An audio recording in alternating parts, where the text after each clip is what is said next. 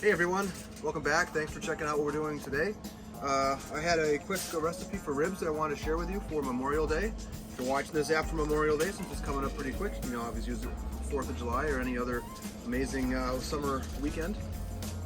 But what we're going to do today is just a rib recipe that I came up with. Kind of blend some peppers and some sweetness, and it's a good blend, I think. So what we're starting off with here is extra meaty baby back ribs. Pick these up at the local Meijer. You get them from wherever you shop for ribs. If you have a butcher that you like, you can always go there too. The meat's expensive, pick this up on sale. But this is extra meaty, so there's a little bit extra kind of flat back here. It's just thicker on the back side here. You can go ahead and trim this off if you want. I'm going to leave it on. It's no big deal. I mean, we'll see how it cooks down. It's not going to be a problem. There's not a lot of fat on here at all. We're going to season this today with some salt, pepper, garlic AP seasoning, and then we're going to use the Blues Hog Original Dry Rub. That's a really nice one. It's a blend of sweet and spice, but it has great flavor to it. It doesn't burn your lips or anything like that. It's not going to drown out anything that you put in here. It's all going to come together nice. We're going to use the 3-2-1 method today, so we're going to get it on some smoke for about somewhere between 2 and 3 hours, depending on how long it takes the ribs to pull back from the bone. Then we're going to wrap it, and when we do our wrap today, we're going to be using a special blend of honey. It's actually a friend of mine's wife who makes this stuff. This is the first time I'm using it, but I hear nothing but good things about it from people who have experienced it. So that's a honey with a garlic pepper blend. But that's going to be really nice. We're going to lay that down and then wrap it in there for the moisture to kind of break down the ribs, get them nice and tender for the final glaze. And then traditionally, when you're done with the smoking aspect, in the wrapping aspect, you'll just top it off with a barbecue sauce for 30 minutes to an hour.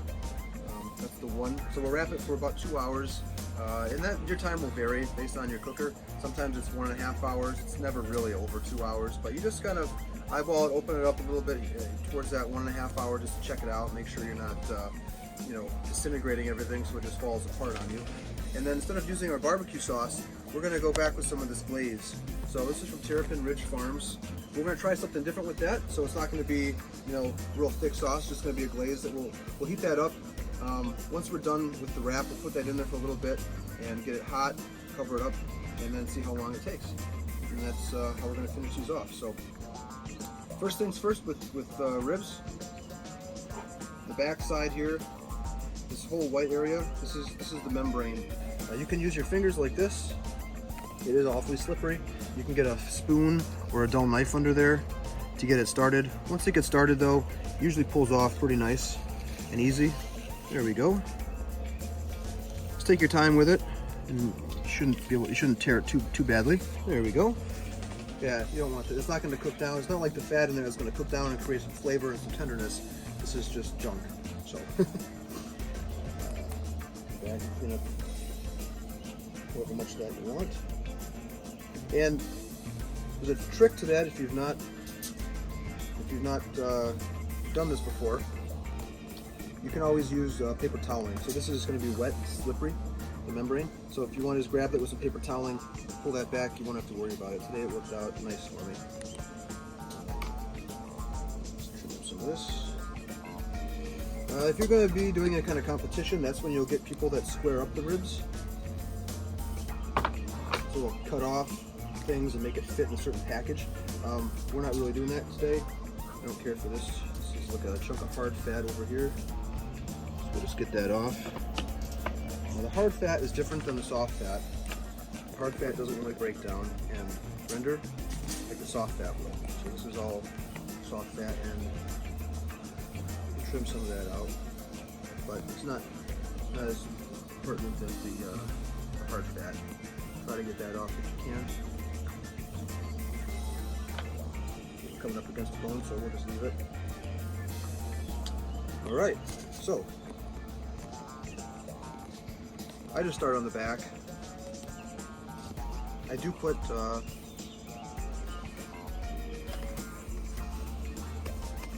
some seasoning on the back side,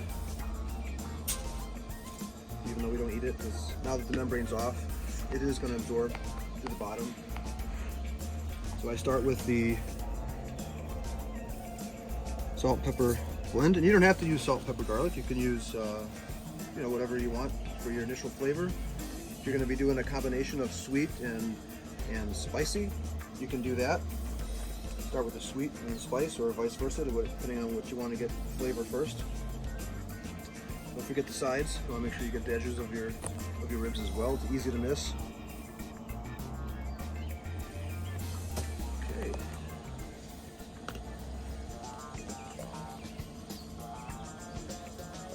Another technique you can try is to use a binder, such as yellow mustard. Just kind of squirt it on, rub it around, and then put your seasoning on after you put the binder on. And that's exactly what it sounds like. It's a binder. It's supposed to help the seasoning stick to the meat better. I've not had a problem doing it without mustard. I've used both methods. It's fine. You don't taste the mustard. If you use a really hot and spicy mustard, that might be different, but you're supposed to use a regular yellow mustard. Put that over. Get that. So I'm not really sure how that's going to cook out, but we'll find out. What's the worst thing that can happen, right? You just trim it off at the end. Who cares? No reason to throw it out right now.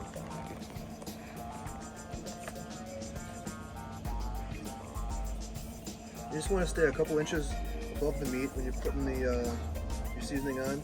That way, you gotta make sure you get your edges. That way you get kind of a nice even layout. So you don't just get a big glob of seasoning or pepper or spice, whatever you're using at the time, in one concentrated area. This Blues Hog stuff goes well with everything. I have to say, I've used this on chicken. Whole chicken, chicken breast, chicken legs, thighs, you name it. On the smoker, in the air fryer. It just works out really nice. I use it on salmon. It's the first time I'm using it on ribs. It does like to stick on there a little bit. We'll find out how it tastes. We're going to be smoking these on the Traeger today. Again, the initial is just going to be leaving it open like this, taking out as much smoke as we can as it can produce. We're going to start smoking it at 250 degrees for that initial 2.5 to 3 hours. If you want to spritz it with anything, if it starts getting too burnt or just not to your liking, you can always spritz it with some form of apple cider, something like that. You can even just use regular water just to keep it moist on top. So we'll check it out every hour or so just to see how it's coming. What we're looking for here is the meat to pull back from the ribs about a 1/2 inch or thereabouts. Now there's a lot of meat on here again, so your mileage will vary. So we'll keep an eye on it and see how it looks. And again, we've got the Traeger going at 250 degrees. You can cook ribs anywhere really from 225 to 275. Sometimes do the initial one at 225, 250, and then when you wrap it, since it can take a little bit more heat with that foil around it, or butcher paper, whatever you're using, you can dial it up to about 275, and that should be fine too. So, just transfer it over here. What you want to make sure is that when you put it on the rack, you put it on how you want it to cook. So, this one was put right in the middle, just punched up. Keep it nice just like that. It's going to cook just like that. If you cook it, if it's crooked or bent, that's how it's going to shape up. Alright, the ribs have been going on here for about 3 hours now, so we'll take a quick look at them. You can see that it's dark. You're seeing some darkness underneath the bones here. So these are extra meaty, so they're not pulling back as you would look to see, but they're dark. The rub is sticking to the meat, so that's a good thing. I did spritz this twice with some apple cider, so that's why it's stayed nice and moist. So I do recommend you to do that. So before we pull them off, what we're doing now for the rub, or for the wrap, so we're going to start preparing our foil here. Let's put some brown sugar on the bottom. We're going to lay the ribs on here. I want to apologize. My neighbor's in the backyard doing some work with his brush mower, lawnmower, so it doesn't affect our sound quality here. But anyway, and then let's take some butter. You can use pads of butter if you have those. I don't have any, just have this stuff today. Otherwise, you can use the butter in the bottle. You can just dribble it on, like squirt it out, squirt bottle. What you want is just the equivalence, whatever you're going to use. Just a couple of pads, maybe a half stick worth or so. But it'll add some flavor and some nice tenderness to the meat.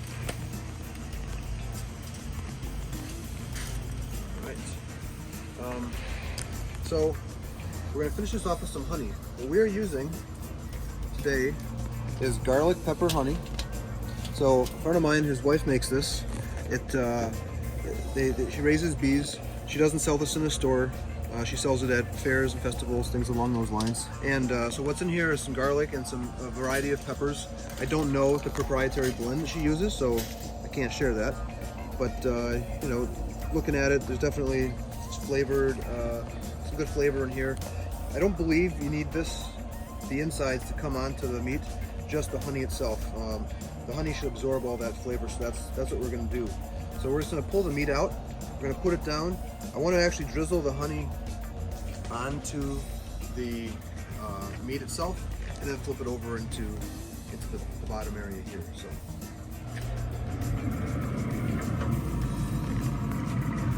All right, so as of this, so it's still nice and hard and solid. It's good.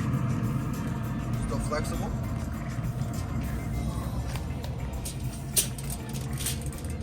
Yep, looks good.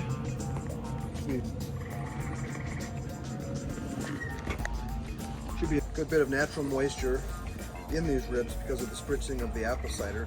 So we really shouldn't need to do very much as far as putting any extra liquid in it with the wrap at all. So get that honey out. Yep, you can definitely smell that. What does it smell like? Smells like spicy honey. It does. I might be able to smell from here. Maybe. So we'll just put the knife here, try to strain it out a little bit. Oops, getting some of those peppers out. I'm sure it's not the end of the world.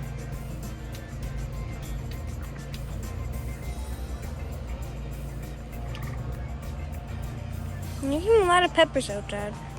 Yeah, no, it's all right though. Just gonna drizzle that on here. Just put a little bit on the brown sugar and the butter. All right, that ought to do it. You can use as much honey or if you like. Obviously, if you're going to be using a lot of honey, it's going to be very sweet. I don't care for it to be that sweet. Not at least with the honey anyway.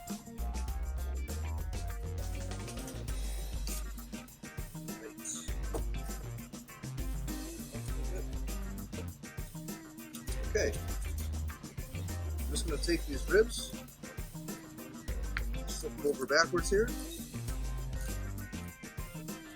That's the brown sugar. Get some meat out of here.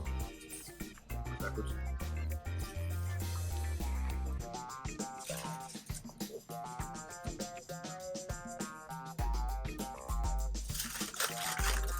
You wrap this up. You want to make it as tight as you can wrap it. Oh, wait a minute, one more thing. You're going to spritz the bottom here, just there's a little bit extra apple cider in from here. Again, there's plenty of moisture in there to begin with, so you don't need to add any for that purpose, just for a little added flavor.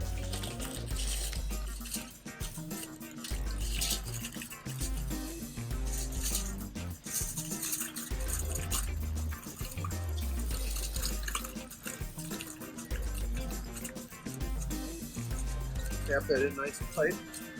Look for any holes. See any holes? Poke it through, go on, stick it through.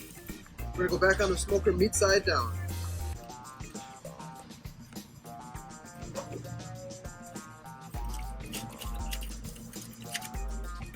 And we're just going to let that sit in the heat for about an hour to an hour and a half.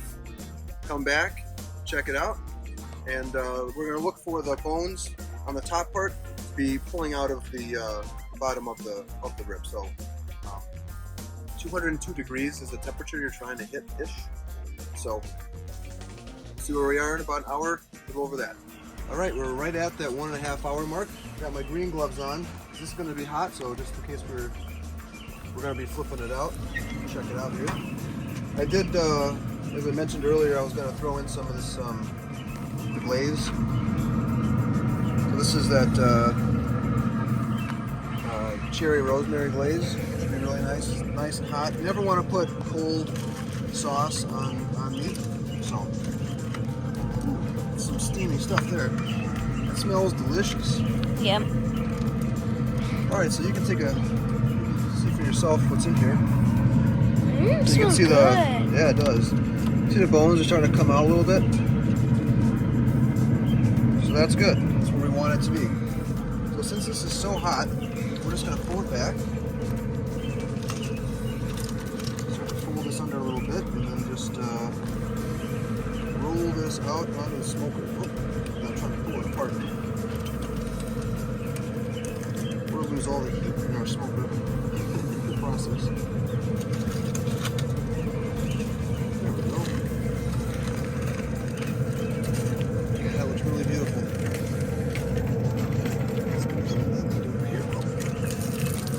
Edit! So, that's good. Let's just see where we're at here. For our temperature. Oh. See where we're at here. Yeah, we're right at the 200 level, so that's good. Does it have to be at 210? Nope, 202 is fine for this. Just gonna bring our glaze over here.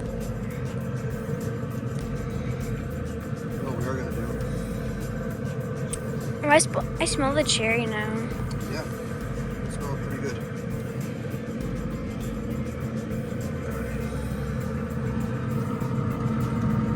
Just gonna like dab it on. Yep. All we need to do is just drizzle it over. Don't need to wipe anything off, seasoning wise, just drizzle it on here.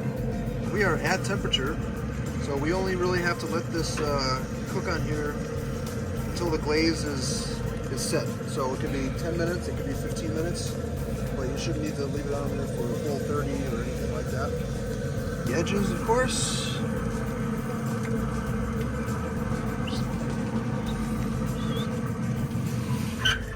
All right. Want to get it closed as fast as you can. We'll just leave the glaze in there. Add a little extra moisture in the smoke area, so not a problem at all. When we come back, we're gonna be cutting in, diving in, seeing just how delicious this turns out to be. Okay, we had it going glazing for about 15 minutes or so. It's all tacky on here. It's good. A couple of spots that are still a little wet, but that's fine. Some of the crevices here, but what you're looking for is to have a nice tacked up. It cooked in pretty nice, I think. We got some good pullback on the bones. It's definitely flexible. So let's cut in and see what they look like. Looks good. So far it looks all right. Definitely falling apart tender though. So it's nice and soft and ready? I think so. There we go. Tinfoil is bright. Yeah, the sun has come back out. And it is blinding my eyes.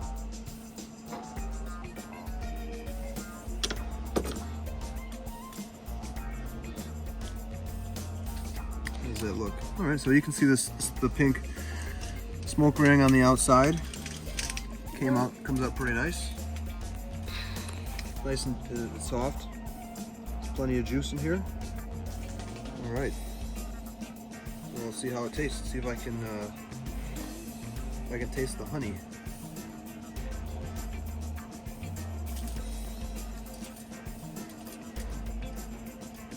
Well, it's definitely good. You can taste the honey and the glaze. It adds a little bit of sweetness, but just a little of that shot of pepper. But it's surprisingly pronounced. You can definitely differentiate it. nice.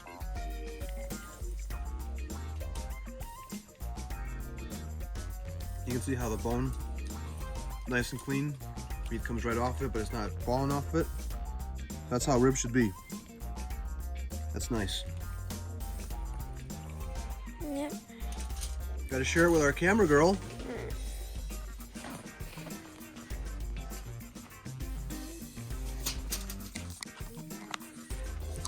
All right. There's our official taste tester. I have to say, I thought it was surprisingly smooth. No, you don't have to take. You can take whichever one you want. I'll just take this one. Good. Yeah, I can't taste that honey. I think. It's a little bit sweet, right? You can taste it. Yeah,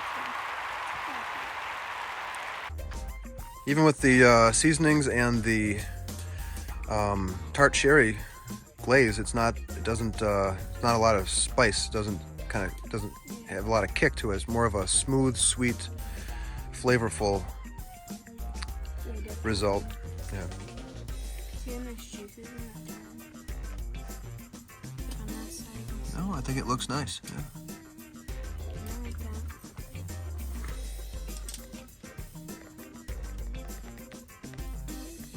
What do you think? Is the recipe a keeper? Yep. Definitely. However you guys like and subscribe. And if you try this and you like it, maybe add a good note to it. A comment? This is it. All right, well, there you have it. Our official taste tester. Loving her garlic and pepper honeyed cherry glazed ribs. Thank you for watching. Enjoy.